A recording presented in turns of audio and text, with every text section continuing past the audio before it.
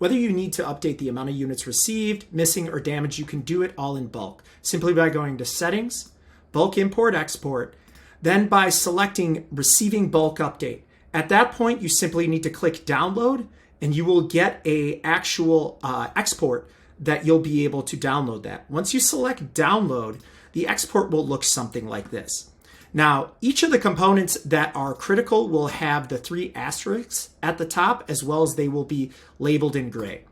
All the other columns that are here are simply to help you match up any purchase orders or shipments to existing ones that you may have at your warehouse or anywhere else that's being brought in. As you can see here, ASIN and SKU is important, as well as shipment ID is important. And I'll show you where you can find shipment ID in the future.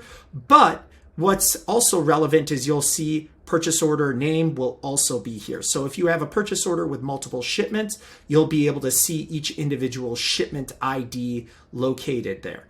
Now, all you need to do to update anything, you'll see amount of units received, damaged and missing, how many are outstanding, shipped, units per carton, all the different data points. Simply update what needs to be updated, save it, and then at the bottom, you'll simply select Receiving Bulk Update, pick your documentation, and select Upload.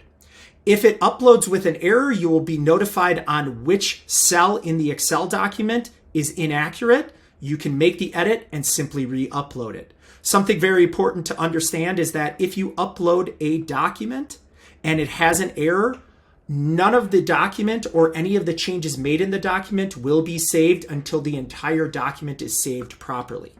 Now, in order to find where the actual shipment ID is, if you're ever in a purchase order, you will notice it is located right here. Thanks and have a great day.